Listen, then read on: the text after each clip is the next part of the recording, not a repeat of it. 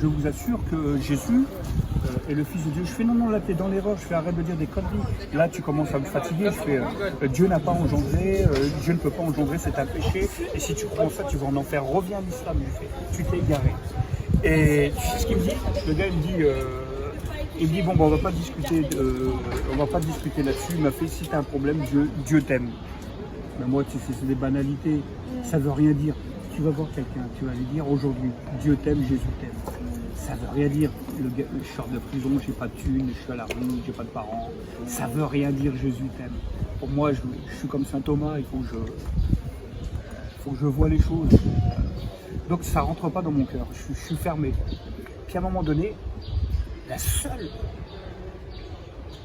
citation de la Bible que je connais, c'est mais si quelqu'un te frappe sur la joue droite, dans la joue. Je lui dis dans tout le monde. Je fais c'est vrai que dans la Bible, il a dit que ton Jésus là, il dit que si on te frappe sur la joue droite, tu dois tendre l'autre joue. Est-ce que c'est marqué ça? Il me dit oui. Alors je fais tu sais quoi? T'es chrétien? Il me dit oui. Ben je vais faire un test. Je lui dis je vais faire un test. Tu lui bêtes là-bas, c'est une... Je retire ses lunettes.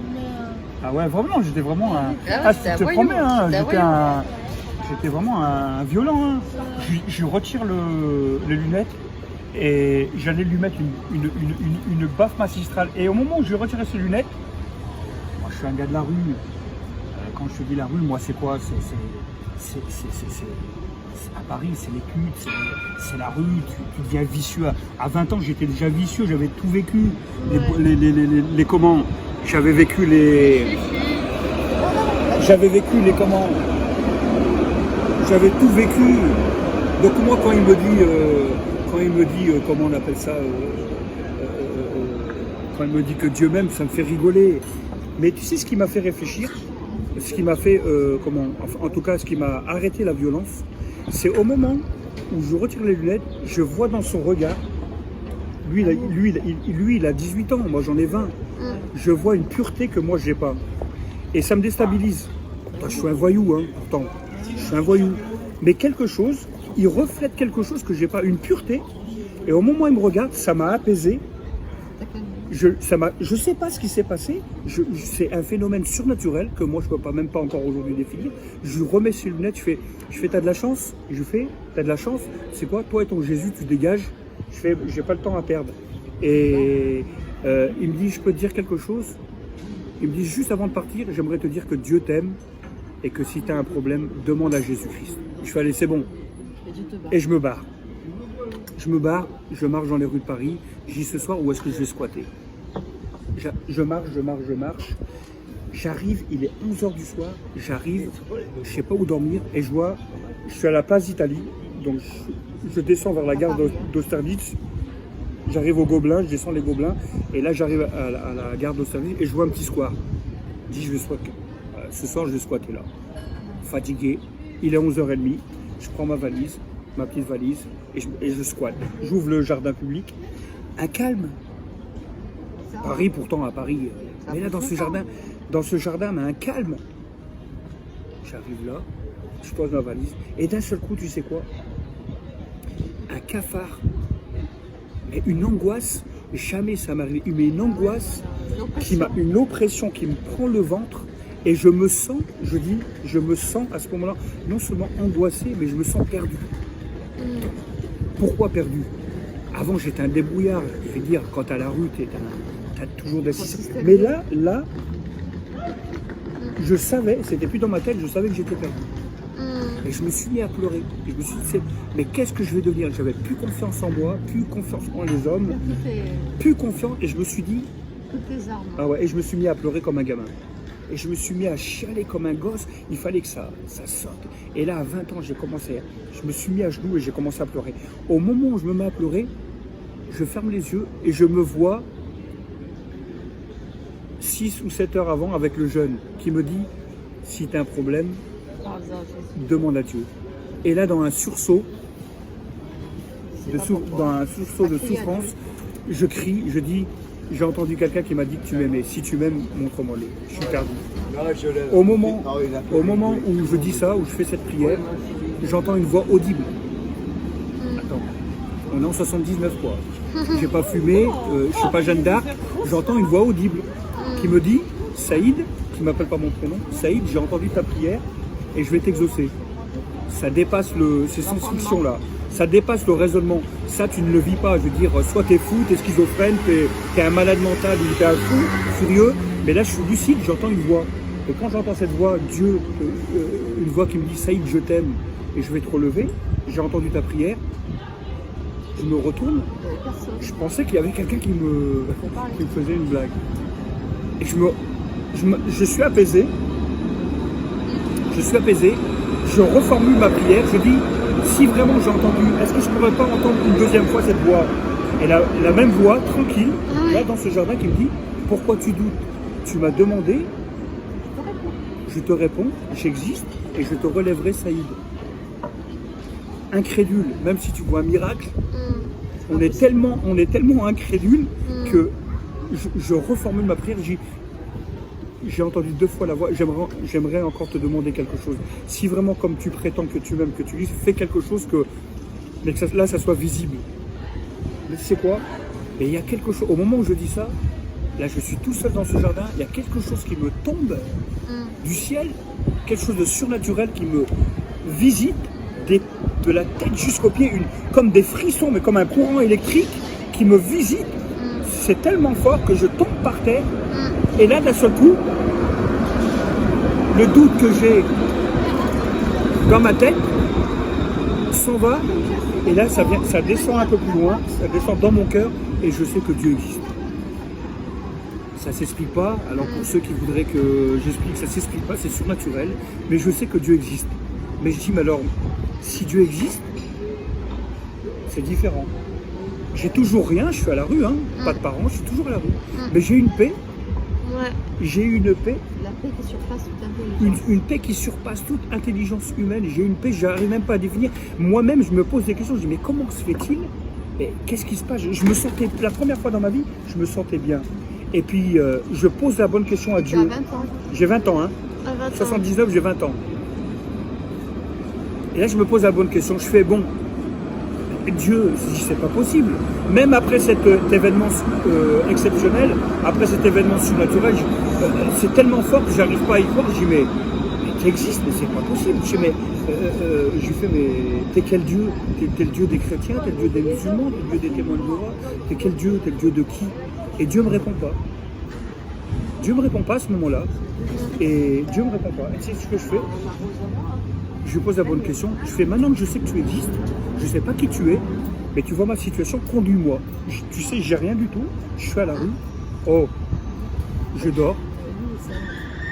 Je dors sur le banc. Le lendemain matin, je me réveille avec toujours la même paix. Je dis, c'est pas possible. La même sérénité, et puis une joie qui n'est pas due, même pas une joie qui est due au matériel parce que j'avais rien. Donc c'est une joie même pas humaine. J'avais une joie et une paix intérieure. Et à ce moment, je dis, c'est pas possible, ça m'a pas quitté. Et je suis en train de réfléchir à tout ce qui m'arrive. Et je me suis dit, comme j'avais pas d'argent, je me suis dit, bon, il y avait une petite fontaine, je me suis dit, je vais me laver là, à la fontaine. Et après, je vais aller en direction de la gare du Nord, je vais aller faire la Manche.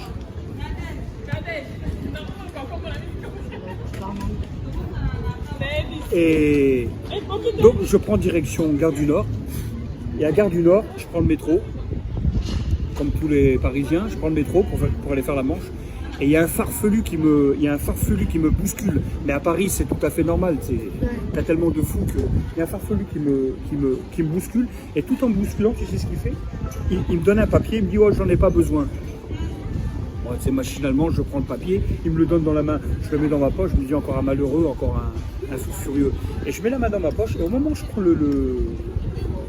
ma direction gare du Nord, j'entends la voix de Dieu. Je sais que c'est Dieu qui me parle, mais pas audible.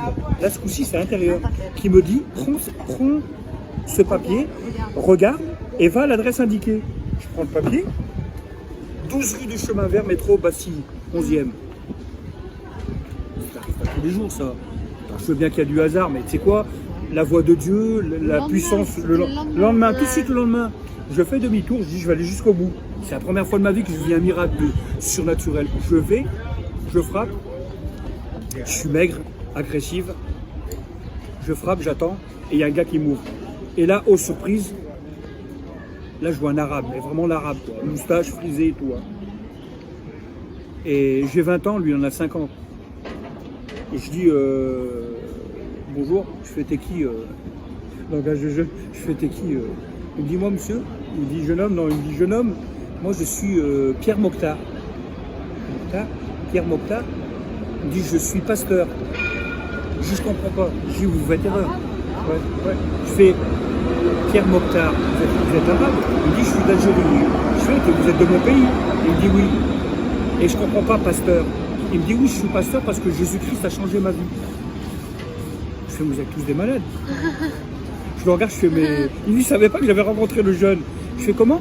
Il me dit, Jésus-Christ a changé ma vie. Je fais, je comprends pas. Je fais, vous êtes musulman? Il me dit, non, j'ai accepté Jésus-Christ. Je fais, oh, mais vous êtes égaré. Et je reprends mon discours. Il me dit, on n'a pas le temps de discuter. Il me dit, écoute, on va pas discuter Coran. Il me dit, comment tu t'appelles? Je m'appelle Saïd. Il me dit, Saïd. Il me dit, ici, on aide les sortants de prison, les indigents, les gens de la rue et tout ça. Est-ce que c'est ton cas? Je réponds pas. Parce que pourquoi? Je veux pas tomber dans n'importe où, je veux pas tomber n'importe comment. Je le regarde et il me dit, est-ce que tu as faim? Alors là, j'avais faim. Alors j'ai dit oui, il me dit, ben, viens manger à ma table. On mange.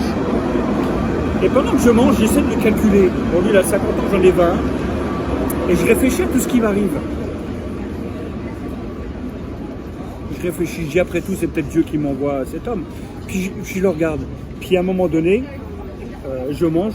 Et dans ma tête, je me dis, purée, et dire que ce soir, je vais revenir là où j'ai dormi hier à la rue. Et le gars, il me laisse même pas finir ma pensée, il me dit, non, t'inquiète pas, je vais t'héberger pendant 1 an. Ouais. Attends, je le regarde. T'as 20 ans, quoi, 20 ans, je le regarde. Il me dit, Saïd, ce que je vais faire, je vais t'héberger pendant 1 an. Puis après, tu sais quoi, je le regarde comme ça, je mange, puis dans ma tête, je me dis, ah, mais il est marrant, lui, j'ai même pas une thune pour prendre le train, j'ai rien du tout. Et lui, il m'arrête, il me dit, t'inquiète pas pour le train, je vais te payer ton billet de train. Ah ouais? Non. Attends, il n'y a qu'une personne qui connaît. Il n'y a que Dieu qui connaît tout ça, là. Ah ouais, c'est clair. Où il est médium, où il est devin, ou que je sais pas moi. C'est clair. Mais il me dit, je vais t'héberger. Après, je me dis, mince, ça va être difficile. Et puis après, je le regarde, je lui fais, mais ça va être difficile pour moi de travailler. J'étais un fainéant. Quand à la rue, tu penses pas travailler. Il me dit, tu sais ce que je vais faire aussi? Dès qu'on va rentrer, on va faire tous tes papiers et je vais te trouver un travail. Je vais te trouver un travail. Attends, si jamais il t'arrive ça dans ta vie, une fois. Ça y est, tu prends une claque, quoi. Non mais là tu dis, C'est bon. là tu t'assois et tu dis, je veux bien croire au hasard. Mais là, alors là tu sais quoi? Ça fait beaucoup. Donc je le regarde et il me dit, je vais te donner de l'argent et tu vas aller à Gagny-Chénet. Tu vas prendre le train pour Bondy, Gagny-Chénet, et il y aura un éducateur qui t'attend là-bas. Je dis d'accord. Il me donne les sous, il me donne l'argent, je prends le billet de train, et je vais à Bondy, je vais là-bas, et il y a un black, c'est un black qui me reçoit, un black chrétien, un pasteur, et il me dit bonjour, il m'a dit, le pasteur Mokhtar m'a téléphoné, c'est vous le prénommé Saïd qui venait? Je dis oui. Et il me voit tellement déglingué par la vie, maigre, sans sourire. Je faisais 40 kilos, 47 kilos. C'était la mort. Il me regarde et me dit, bon, je vois que vous êtes fatigué. Il me fait, je vois que vous êtes fatigué. Il me fait, je vais vous donner une chambre. On verra pour les modalités demain. Il m'a dit, on s'expliquera demain pour dire un petit peu votre vécu. Je lui dis, d'accord. Oh. Il me donne ma chambre. Tout ce qui m'arrive en une journée, il me donne ma chambre. J'ouvre la chambre, il est quelle heure? Midi et demi. Je rentre dans la chambre. Et là, je vois dans cette chambre, une petite chambre de 10 mètres carrés, je vois une pendule, je vois une petite table, et sur la petite table, je vois marqué la Sainte Bible. Je fais même pas attention, je laisse, je calcule pas. Et d'un seul coup, je me pose, je réfléchis à tout ça, et j'entends une voix, la même voix, mais intérieure qui me dit prends la Bible et lis l'évangile de Matthieu. Ma culture, elle est tellement limitée, je ne sais même pas si Matthieu existe. Moi, l'apôtre Matthieu, l'évangile de Matthieu, je ne connais même pas. Jamais. C'est quoi? Alors pour vérifier si cette voix c'est vraiment. Je prends la Bible et je lis l'évangile de Matthieu. Et je suis là. Et je lis, et je lis, et je lis. Au moment où je prends l'évangile, et au moment où je lis l'évangile, je prends la Bible, l'évangile de Matthieu, c'est comme s'il y avait un voile. C'est comme je sens un voile partir. Et là, une compréhension pourquoi Jésus est venu, qu'est-ce qu'il a fait, en quoi moi je suis impliqué. Et je savais que moi j'avais affaire à quelque chose avec lui. C'est comme si Jésus me disait, je te tends la main, aujourd'hui tu peux avoir une nouvelle vie. Ce que les hommes ou toi-même ne peuvent pas te donner, moi je peux te le donner. J'ai qu'une hâte, c'est finir l'évangile, me mettre à genoux et dire, j'accepte, moi je veux que tu viennes. Et c'est ce que je fais, je finis l'évangile de Matthieu, j'arrive au chapitre 28, je ferme la Bible, je regarde l'heure. J'avais mis, tu sais quoi? J'avais mis plus de 2 heures à lire. Je vois marquer 3 heures de l'après-midi, 15 heures. Je ferme ma Bible, l'évangile de Matthieu, il est 15 heures. Hein. J'ai qu'une hâte, c'est de me mettre à genoux. Je ferme ma Bible, je la mets sur mon chevet. Et au moment où je me retourne, Jésus il est devant moi, comme je te vois, il m'apparaît. Il me regarde. Rempli d'amour. Un regard. Son amour, il est tellement profond que je me sens envahir d'un amour que je me mets à pleurer. Mais vraiment, je sens des frissons. Enfin, il y a tout le surnaturel, hein, tout le côté surnaturel. Je sens une présence que le monde ne peut pas connaître. Je me sens envahir d'un amour et Jésus me regarde. Et au moment où il me regarde, un regard tellement profond qui n'existe pas, d'amour. Et là, au moment où il me regarde, je vois le film de ma vie. Je vois le film de ma vie. Je vois ma naissance en Algérie, mes parents qui me frappaient, la délinquance. Et à ce moment-là, Jésus il me regarde toujours et je pleure, je me libère et je crie de souffrance. En même temps de joie, tout remonte. Je suis libéré. Et puis à un moment donné, je ne sais pas combien de temps ça se passe, ça se passe. Je peux même pas, le temps il s'est arrêté. Je vis quelque chose que personne au monde ne peut vivre. C'est une expérience spirituelle et surnaturelle. Et à ce moment-là, quand c'est fini, Jésus me regarde et me parle. Il m'a dit, il me prend, il se baisse, il me prend par la main, il me relève. Il m'a dit, Saïd, je suis le chemin, la vérité et la vie. Et nul ne vient à Dieu que par moi. Et il me parle en arabe. Saïd, Sidna Isa, wal tariq wal hayat wal had. Je le dis en arabe, je suis le chemin, la vérité et la vie. Il m'a dit, Saïd, j'ai entendu ta prière. Et il m'a dit, j'ôte tes fardeaux. Au moment où il fait ça, il me dit, j'ôte tes fardeaux, il me fait un geste symbolique, il fait comme ça, il me fait, j'ôte tes fardeaux. Je me sens léger. Je bouffe à la rue, j'étais un pêcheur, j'étais un pourri, j'étais un délinquant. Le mal, je l'ai connu avant l'heure. Et à ce moment-là, je suis libre, mais libéré. Et là, tu sais quoi? Je vis une expérience que personne au monde ne vit. Et là, Jésus me dit, Saïd, à partir d'aujourd'hui, ta vie va changer. J'ai 20 ans, hein. Je suis dans un foyer de réinsertion de clochards et de sortants de prison. Il me dit, je t'appelle à mon service. Ce que j'ai fait pour toi, je veux que tu ailles le prêcher à tous les gens. Là où je vais t'envoyer, tu vas dire à tous les gens que je les aime. Et tous ceux qui croiront en moi auront la vie éternelle. Et il part. Et ça fait 40 ans. Aujourd'hui, je suis pasteur. C'est beau. C'est fort hein, comme histoire. Hein? C'est fort. Hein. Tu sens tu sens la présence de Dieu. Hein? Et depuis 40 ans, voilà. Et depuis ce jour-là, je prêche l'évangile. Alors après, on peut me dire, t'es un taré, t'es un fou, Moi, j'ai assez de preuves. J'ai pleuré. Hein? Tu sais ce que c'est ça?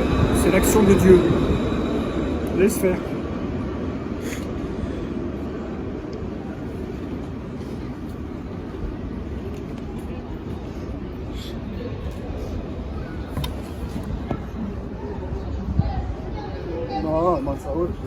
C'est fort.